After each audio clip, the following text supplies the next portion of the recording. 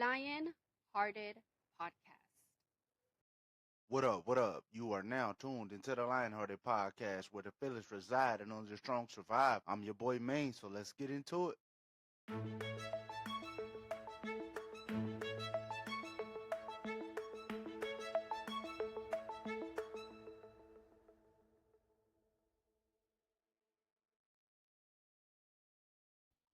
Yep. All right, I'm back, and it's exciting because it's my best time of year. It's finally basketball season, finally. And y'all already know what I'm going to talk about today. Of course, I'm going to talk about my Lakers. Of course, I'm going to talk about the Lake Show, who is 3-0. Let's go back a little bit, though, before that. When we hired JJ Reddick, it was a lot of doubters, a lot of naysayers. Oh, the Lakers only hired him because he's LeBron's boy. He got a podcast with LeBron. That's how he got the job. LeBron runs the front office, the GM, and all the little jokes. From the non-Laker fans, it's cool. It's expected. That's what non-fans do. That's what rivals do. They hate. But them ain't the ones that I want to really talk about right now, because that's normal to speak negative of a team that you don't like. It's you so-called Laker fans. You so-called Laker fans that now that I'm starting to really look at it, y'all don't sound like Laker fans. Y'all may be fans of a certain player. Now, don't get me wrong. I'm one of the biggest, if not the biggest, Kobe Bryant fan. Rest in peace to Kobe. But I'm never going to hate on the Lakers. LeBron is a Laker. It took me a while to embrace it fully. But by now, 6 years in, he's a Laker. Oh, he got his son drafted in the NBA. Wouldn't you want to get your son drafted? Wouldn't you want to leave a legacy that your son can inherit? Wouldn't you want to get your son a job? Whether you worked in a factory, whether you was a sports superstar like LeBron James, wouldn't you want your son, your junior, to do what you do? If you have those capabilities, well, guess what?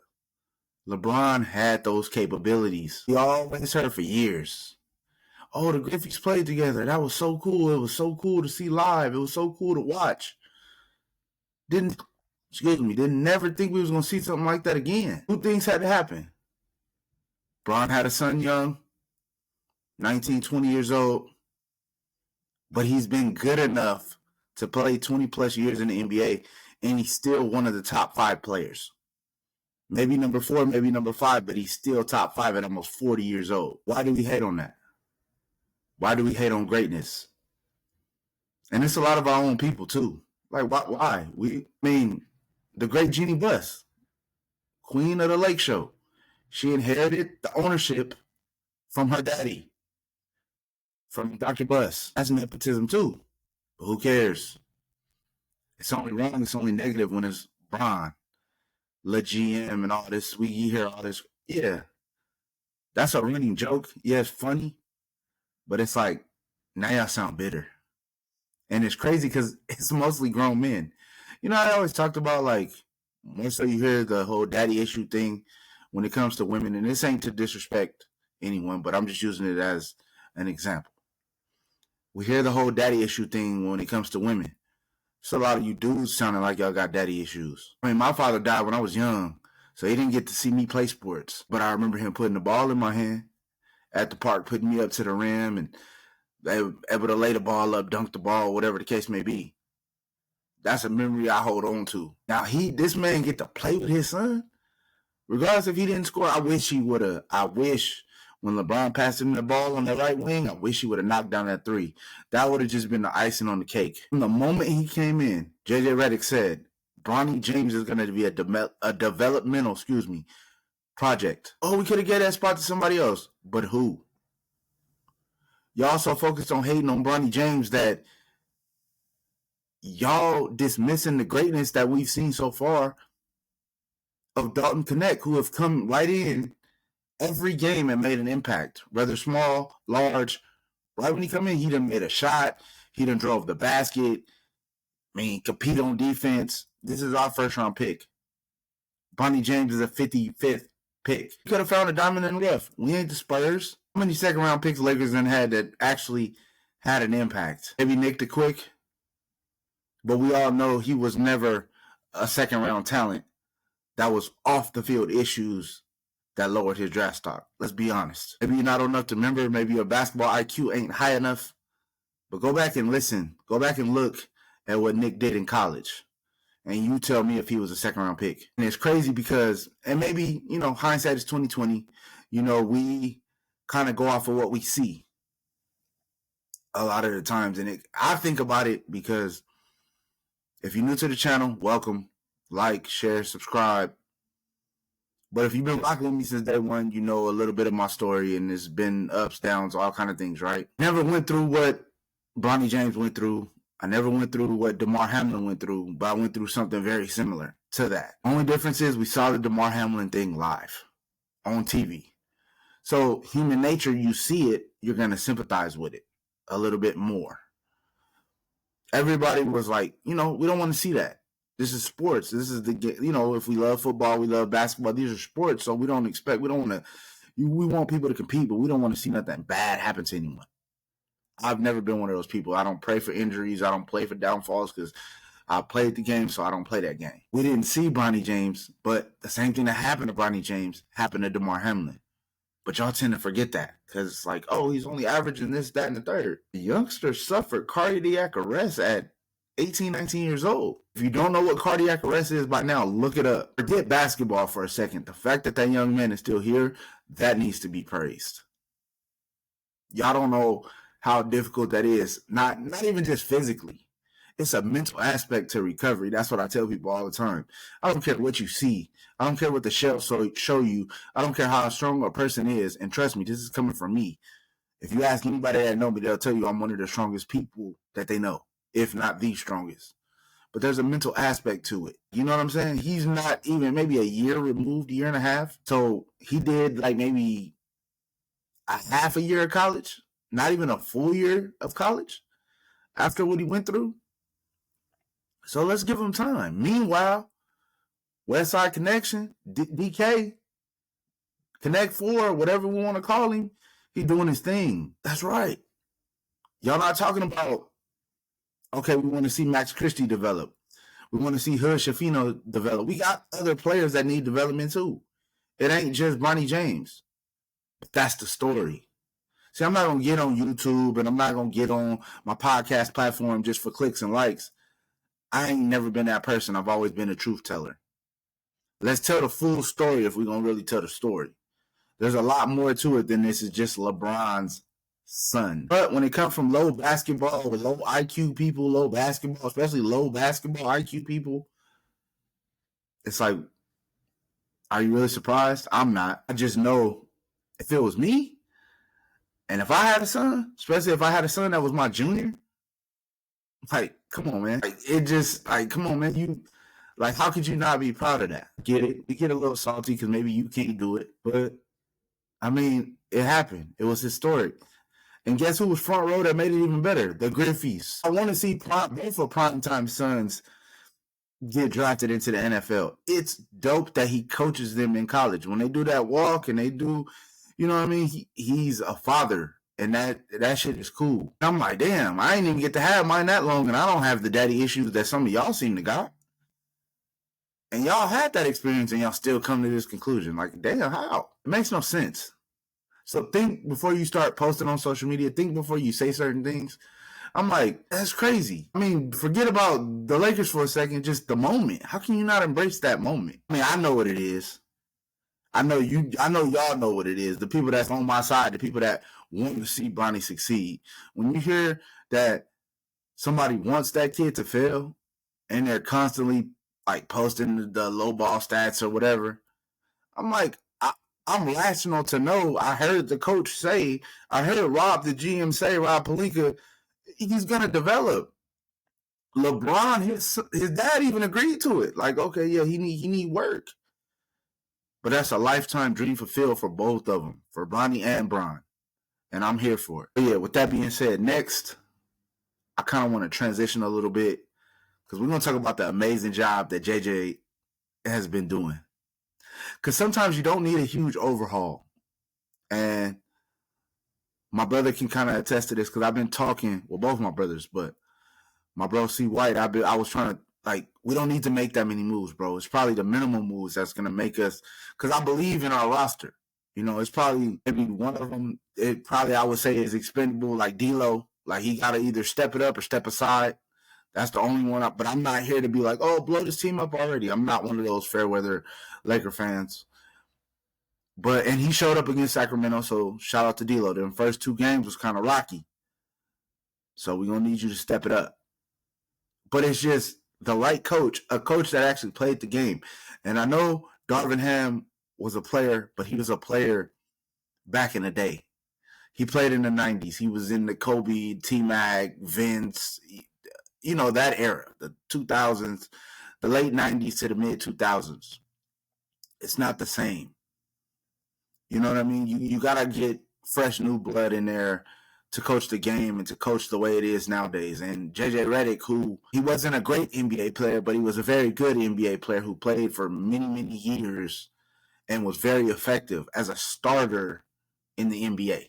He wasn't just a guy. He was not a jag. He was a focal point of most of the teams he was on. Trust me, I know. I'm a Laker fan. He was on the Clippers and he would always kill us. But before that, JJ was a great college player. I'm a Duke Blue Devils fan. Shout out to my bro Trav. I'm a Duke Blue Devils fan. JJ Reddick, during my high school time, he was it. You was talking about LeBron in the pros, Melo freshman year in college going to the pros, but after Melo, you talked about JJ when it came to college. You couldn't mention the Duke Blue Devils without talking about JJ Reddick. He was that dynamic. And he was able to be a very, very good NBA player. Is he a Hall of Famer? No. Is he an All-Star? No. All-NBA? No. But you're not going to leave him open. He has a very cerebral mind. Everybody wanted to make jokes about, oh, he's LeBron's boy because they did a podcast. LeBron James is a basketball savant. His IQ is up there, top tier, top 3, I would say. Like, if you don't got LeBron in your top 3, you got to be Kobe, LeBron, Michael, whatever order you got him in. That's personal preference. But if it's not a conversation with those 3 people to start, I don't want to talk to you. Some people say if Kobe not in your top 5, I don't want to talk to you. I'm top 3. If your top 3 ain't LeBron, Mike, and Kobe, there's no reason for me to talk to you. But LeBron respects JJ's mental. He respects the way that he see the game, as do I. I always like to say, I'm not an easy person to watch a game with, because I don't watch a Laker game or a basketball game like I'm watching a basketball game. I watch the game of basketball as if I was watching film. And I feel that's the way LeBron sees it. That's the way JJ sees it. Y'all may be looking at the ball. Did he make the shot? Did he miss the shot? What's the momentum of the game? What's the flow? Was that a good shot? Because every made shot is not a good shot. It is true that you miss 100% of the shots that you don't take. But that doesn't make it a good shot just because it goes in. Because let's say you take a bad shot, you miss it, there's a run out, instead of a 3-pointer, you give up a layup, which that's a 5-point swing. See, that's certain things that people don't pay attention to. See, one thing about Laker Nation, we're very, very, very invested in our team because it's truly like a family atmosphere. Like, we feel included as well. That's why we're so passionate. It takes a special type of player to play for a fan base like ours. And it's not that entitled thing. It's just like, we've seen greatness. So how am I to expect anything else, anything less, when that's all I've been accustomed to is winning? Parades, champagne, championships, retired jerseys, Hall of Famers. We don't retire anybody's jersey. We retire Hall of Fame jerseys. Shout out to Coop, the newest Hall of Famer, number 21, 21 Reasons. Anybody that rocked that number 21, that's me. So I'm like, I got a big ups to that. That was major. Coop should have been in there, though. Let's be clear. He should have been in there, though. Because he had a skill that you don't even have in today's game, and that's defense. So, but even with the starting lineups, with AD at the 5, Rui, Bron, Rui, whatever at the forward spot, however you want to 3, 4, however you want to put them. You got AR, aka Hillbilly Kobe, and then you got D'Lo rounding it out. I like that lineup. That should have been our lineup. 2K even says, like, even when we last year, whatever Darvin Ham had Torian Prince and sometimes Cam Reddish on it, like even 2K would tell you like to reboot the lineup and it would be Rui, Bron, AD, AR, and D'Lo. Like if the video game is telling you, that's how you know. Like, you know what I mean? They telling you like these are your 5 best players. Stop overthinking it. And I like that, how JJ been managing his timeouts. He's like, he'll let the Lakers kind of figure it out, but he's not going to let a team go on a 15-0 run with his hands in his pocket, looking like the meme of Arthur. Darvin Ham. Like, come on, man. Like, and like I said, I'm not one of those people, like, I know I get it. Like, black coaches getting a job.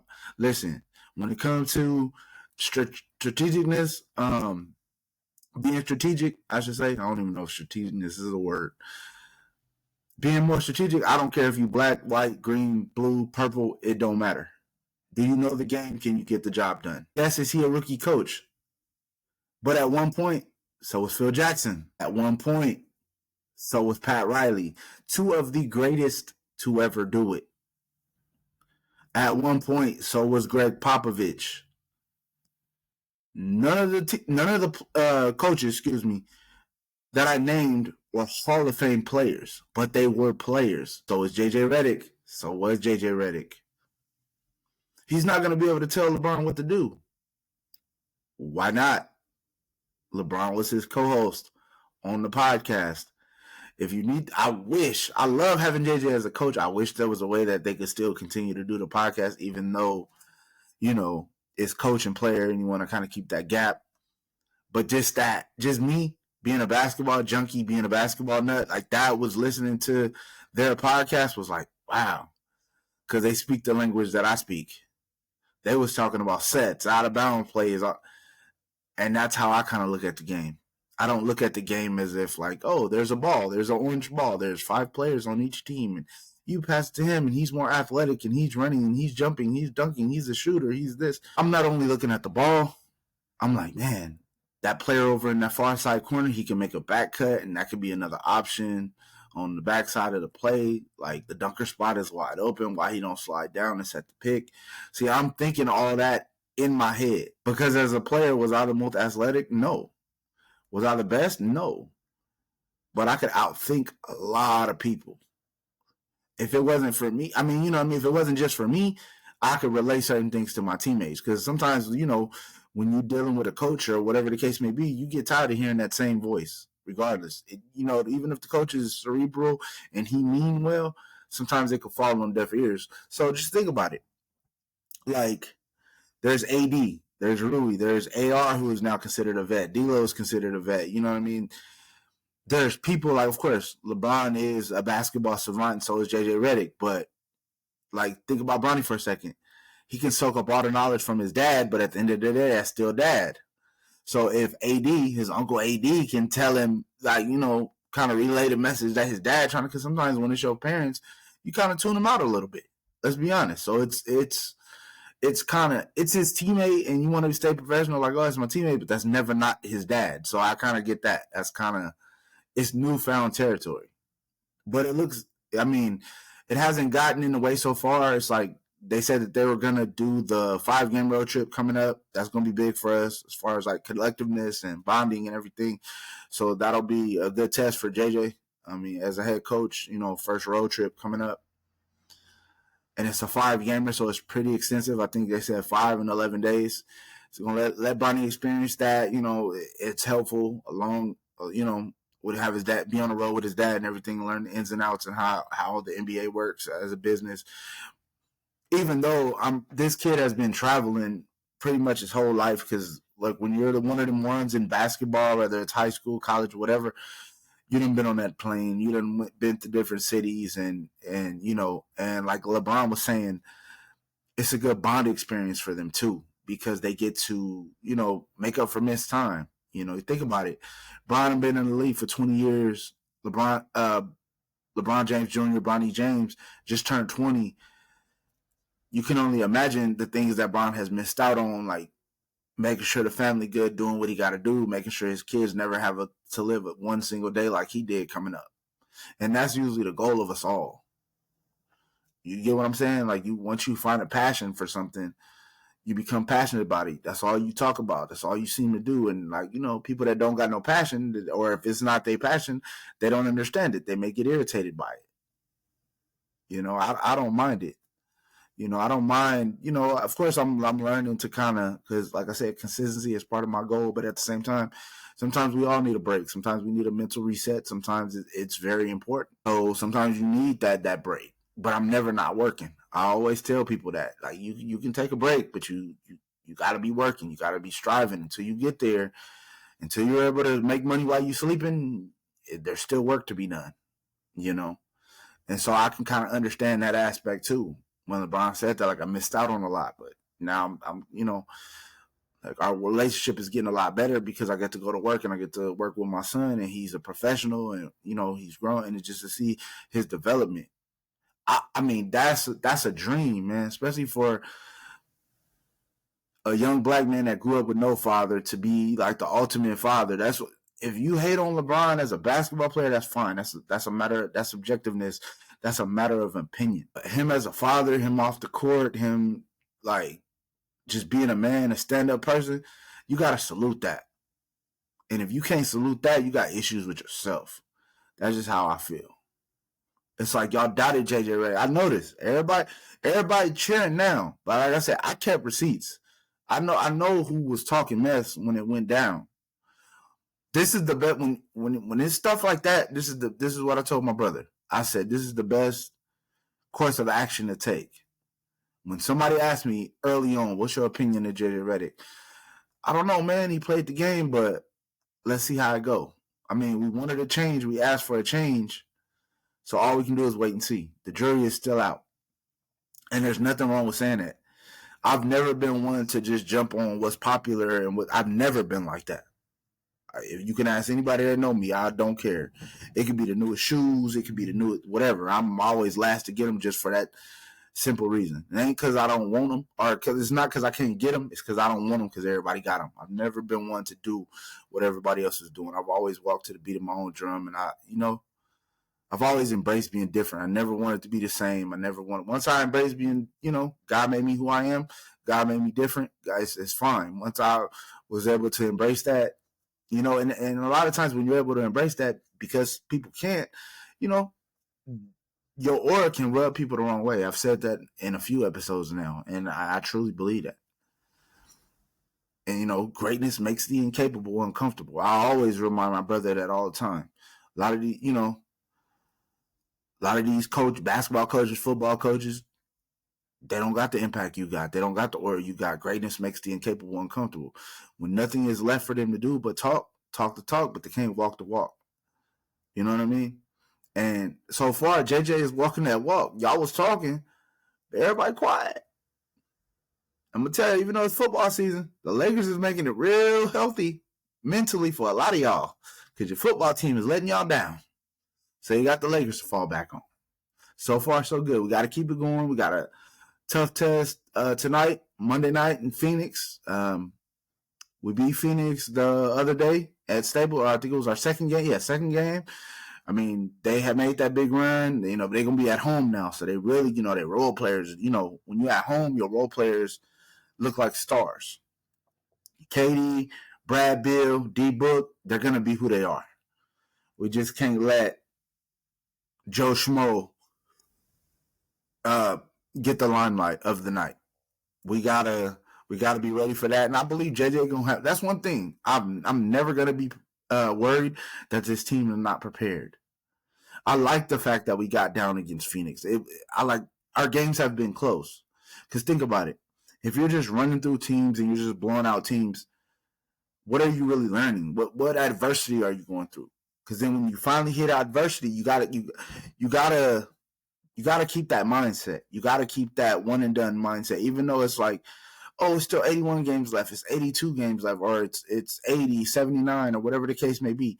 You gotta treat every game as if you're going home tomorrow. Because if you don't, that's what I love about football. The finality of football. If you're not ready to play, you can get got. Any given Sunday, any given Saturday, even any given Thursday. It's so many days now. Excuse me. Friday. We even had a game on Friday. You know what I mean? So we just got to be prepared. I like the adjustments. I've been hearing some trade rumors. The Walker Kessler's name has came up a lot. I don't really know. It got to be one of those. I believe like that type of trade would move the needle, but it would kind of deplete us a little bit at the guard position because of what they want. And I look at it like this, and I try to tell people, not all trades are created equal, because you saw what New York traded, the Minnesota, what they had to give up to get Cat. I mean, it really is much of nothing, because when you give up draft picks, you don't know if the next crop of players is going to pan out like that. Unless it's like a Cooper Flag or somebody that's like that. But you don't know until they play the games, because, again, you can be a star in college, high school, college, and you could just be very good in the NBA, or you could even be a bust in the NBA. Who knows? We have to wait and see. So draft picks are so unknown, but I know with it being the Lakers, and rightfully so, because let's be honest, I mean, we have to be honest in the fact that the Lakers have been finessing the league for like the last 50 years. We got Magic Johnson because of a coin flip, or we was the NBA champions and we got James Worthy at the first bit.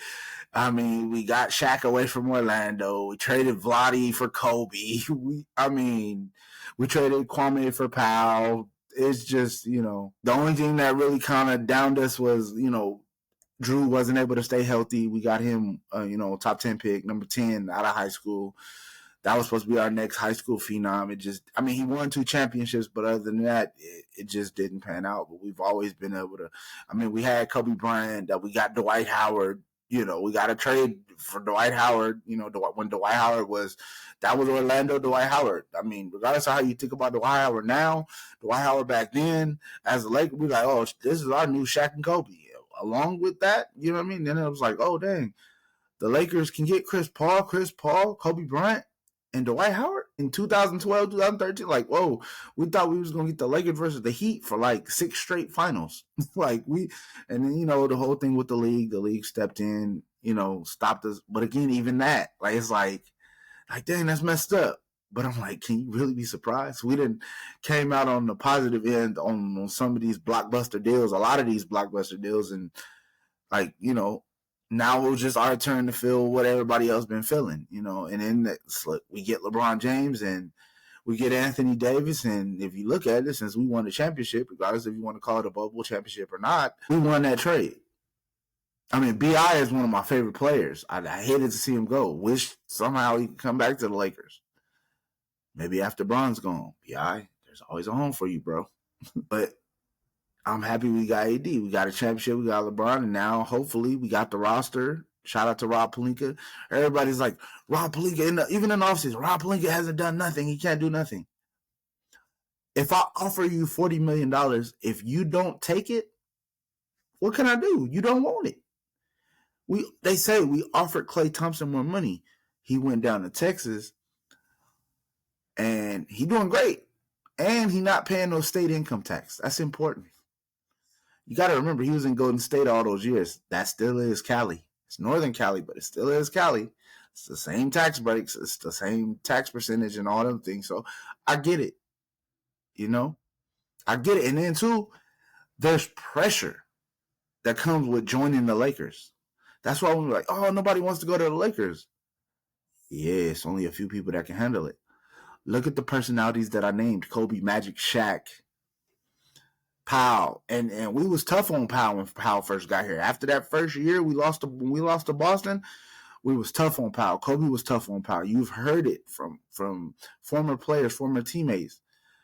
Kobe had to build Powell into the black swan that he became, just by being so tough on him, being so hard on him, like not giving him nothing easy, even as a teammate. Yeah, you my little brother, but I got to be able to push you. Yeah, I like what I see so far, especially as like a superior, like a basketball head. I just like it because we were running actual offense, like the little pin down sets, the guard to big screen. Where the one thing that I do love that I want to mention before I get up out of here the way JJ is forcing AD to be the guy. It's one thing to say it, but now you see it. Anthony Marshawn Davis Jr. When you say, they've been saying this man's full name. When you say somebody's full name, that's how you know they him. We 3-0 in every game he's had at least 30 points. And LeBron James is 33, 34 minutes a game? That's low compared, LeBron is normally 39, 38, 37. You know what I mean? He is 40, so we have to force that switch, even if it means losing a couple games until we get used to it. Luckily, we've been winning these games. But so it's like, oh, it's working. Going through AD is working. But there's going to come a time, maybe this road trip, to where it's like, no, LeBron needs a rest. AD, you got to carry. You might have to get a 40 piece. You might 40, 50. You might even have to drop a 50 piece just to let them know. I want you to get that defensive player of the year, but hell, if they're not going to give it to you, because it sounds like they already got who they won't pick, Wemby, go and get that MVP. Go and get that finals MVP. Let's think bigger. But I like the way JJ, I like the 9-man rotation. It could be 10. It's going to be 10 when Vando, because we need Vando's perimeter defense, and I don't want to take nobody out. I want Max Christie to continue to get thrown in the fire. He hasn't had one of those breakout games yet, but you can tell his confidence, and he competes his butt off on defense, and we need more wing defenders. We just don't have household names. So that's why you can't listen to SportsCenter. You can't listen to First Take. You can't listen to, I think it's still Undisputed, whatever Keyshawn them doing, even though it's without Skip. You can't listen to stuff like that. You gotta be able to be patient and just let it work. You know what I mean? It was good to see him hit the corner three. He was wide open. That's all we need from you. Play hard defense, be a 3-and-D guy, and make timely shots. That's all we need. Playing off LeBron, playing off AD, playing off Rui, playing off D'Lo. Once he get attacking downhill, he did a lot of that against the Kings, and I believe that opened up his shot by the fact that he got a couple easy ones, get to the rim. And using LeBron as the screener is also a plus that we've been doing. Even think about it. You got a pick and roll with LeBron as the ball handler screening for AD. AD has the skills to be the ball handler, and LeBron can spring for him. And you still got that 2-man show, and then you got the backside. You can put Rui on the backside. You can put Connect back there. You can put AR on the backside. And if the pick and roll is not open, you can swing the ball, swing. That's a wide open three. But people don't look at the game like that. They just look at the ball. Whether did it go in or did it not? If it go out, it's a bad shot. If it went in, it's a good shot. Let me let you in on something. A shot can go in and still be a bad shot. A shot can miss and still be a good look. That first game against Minnesota, we got great looks. Those are the looks we wanted. They just didn't go in. They went in the second half against Phoenix. They went in against Sacramento. Now, the narrative is going to start to change. You'll see it. Oh, the Lakers didn't get shooting. My brother said the same thing to me, and I told him, I said, listen, we went and got shooting. They put on a jersey, and then they forgot how to shoot. So it's not that we haven't addressed the elephant in the room. We know what it is. But with the Lake Show, we got role players who have legacy. We got bench players, role players who have legacies. Coop was the greatest sixth man. He's in the Hall of Fame. Derek Fisher, 5 rings. Michael Thompson, 2 rings back-to-back. Clay's dad, for those that don't know. Bob McAdoo, Lamar Odom. Shout out to LO, 2-time champion, 6th man of the year. Come on, man. It's the Lake Show, baby. 3-0. Shout out to JJ. Shout out to Lake Show. And I want y'all to always remember. Also, too, before I get up out of here, like, share, subscribe to the channel. More dope content coming. I'm telling y'all, like, share, subscribe. Tell your friends. If you can't get out of it what you want to get out of it, tell somebody else. They may be able to. But I'm going to get out of here like this. Just because their vision is blurry, that doesn't diminish your greatness. Until next time, stay lion-hearted.